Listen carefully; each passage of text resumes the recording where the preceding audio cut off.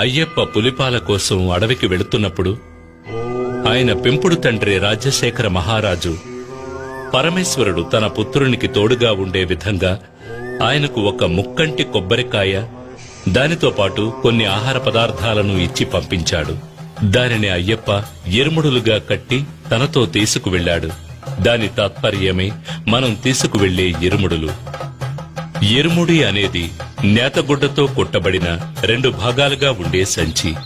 భక్తులు భక్తితో తలపై మోసుకు వెళ్లే ఇరుముడిలోని ముందు భాగంలో పసుపు, కుంకుమ, వడ్లు, అటుకులు, మాళిగ పొరతో అమ్మకు దీపం వెలిగించేందుకు బత్తి, నూనె, తర్వాత ముఖ్యమైన కానుకైన నేతి కొబ్బరికాయ, అంటే అయ్యప్పకు అత్యంత ప్రియమైన నైవేద్య పదార్థమైన ముక్కంటి కొబ్బరికాయను తీసుకుని ఒక కంటికి రంధ్రం చేసి అందులో ఉన్న నీటిని తొలగించి తర్వాత కొబ్బరికాయను స్వచ్ఛమైన నేతితో నింపి తీసుకువెళ్లేదే నేతి కొబ్బరికాయ. అయ్యప్ప హరిహరుల సంగమంతో జన్మించినవాడు.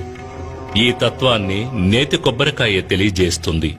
కొబ్బరికాయకు 3 కళ్లుంటాయి కనుక అది శివుని అంశగా భావించబడుతుంది. మహాలక్ష్మి శ్రీపతి హృదయంలో నివసిస్తుంది. ఆ విధంగా గోవు అంశ అయిన లక్ష్మీదేవిని తన హృదయంలో నిలుపుకున్న మహావిష్ణువుని అయ్యప్ప తల్లి అయిన మోహిని అవతారానికి ఆవు నెయ్యి ప్రతినిధి అవుతుంది. కనుక కొబ్బరికాయ, అందులో నింపబడిన నెయ్యి శివునికి విష్ణువుకి ప్రతిరూపాలు. తన తల్లిదండ్రులను గుర్తు చేసే ఈ ప్రసాదాన్ని స్వామికి నివేదించడం వల్ల ఆయన ఎంతో సంతోషిస్తాడు, భక్తులను అనుగ్రహిస్తాడు. ఇరుముడిలోని వెనుక భాగంలో పసుపు, బియ్యం, పప్పు, బెల్లం వంటి పదార్థాలు ఉంటాయి. అడవి మార్గంలో నడిచి వెళ్లే భక్తులు ఈ పదార్థాలతో దారిలో వంట చేసుకుని తిని ఆకలి తీరిన తర్వాత ప్రయాణాన్ని కొనసాగించడానికి ఇరుముడిలో బియ్యం, పప్పు వంటి పదార్థాలు తీసుకువెళ్లాలి. అయ్యప్ప దర్శనార్థం వెళ్లే భక్తులు తల మీద మోసుకు వెళ్లే పదార్థాలు ప్రయాణంలో కొద్ది కొద్దిగా తరుగుతున్నట్టు వారి అహంకారం కూడా తరిగిపోవాలి. వారిలోని అహంకారం, పొగరు, కోపం, ద్వేషం, అసూయ వంటి దుర్గుణాలు అన్నీ వారిని వదిలి వెళ్లిపోవాలి.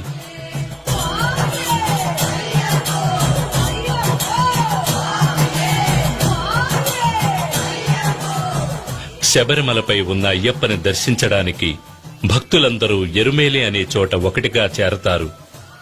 ఎరుమేలిని శబరిమలకు ప్రవేశ ద్వారం అని కూడా చెప్పవచ్చు.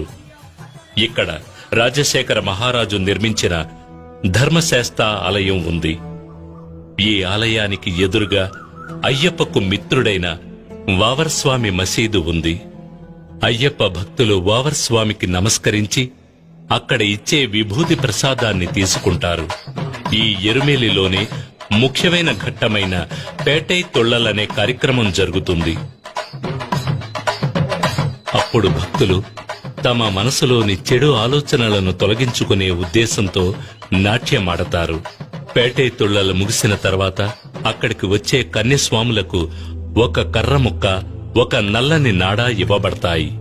ఎరుమేలిలో పేటై తొళ్లలు ముగించుకుని ప్రయాణాన్ని కొనసాగించే భక్తులు పెరుత్తోడు, కోటైపాడి అనే ప్రదేశాలను దాటి కాళైకట్టి అనే ప్రాంతానికి వస్తారు. ఈ కాళైకట్టి అనే ప్రాంతమే మహిషముఖి శరీరం పైన స్వామి నర్తించి తన విజయోత్సాహాన్ని చాటిన చోటు.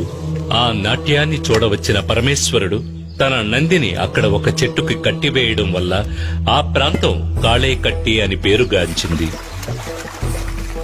ఆ తర్వాత అళుదా నదిలో స్నానం చేసి భక్తులు నది అడుగున ఉన్న ఒక రాయిని తీసుకువెళ్లి దారిలో ఉన్న కల్లిడం కుండ్రుని చేరి రాక్షసిని సమాధి చేసిన చోట ఆ రాతిని ఉంచుతారు.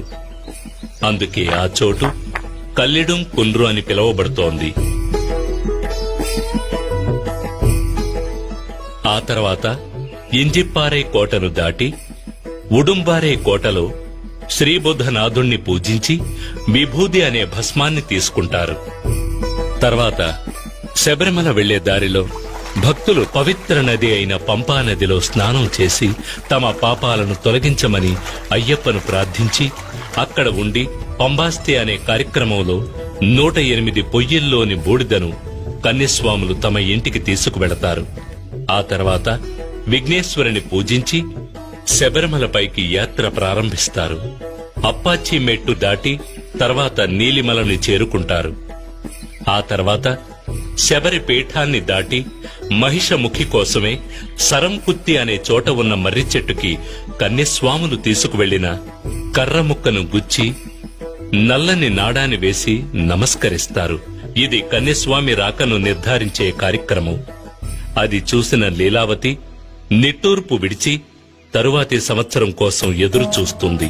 శబరిమలలో ప్రకటించే తత్వమసి విశ్వసాగోదీయం అని తెలియజేసే మహామంత్రం, ఆరాధనామూర్తి, ఆరాధకులు ఎంతో దేదీప్యమాన స్వామిగా కనిపించే దృశ్యం అత్యద్భుతమైన దృశ్యం.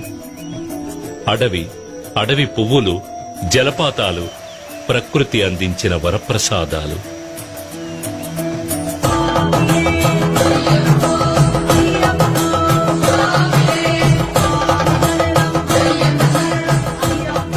తర్వాత అయ్యప్ప సన్నిధికి ముందుగా ఉన్న 18 తత్వాలకు చిహ్నాలైన స్వామి తత్వాధీనుడే ఉన్నాడని తెలియజేసే 18 మెట్లు ఎక్కి వెళ్లి అయ్యప్ప సన్నిధానం చేరుకొని తమ పాపాలను, దోషాలను, కష్టాలను తొలగించమని ప్రార్థించి భక్తి పారవస్యంలో మునిగి ఆ రాత్రి అక్కడే ఉండి ఆనందిస్తారు.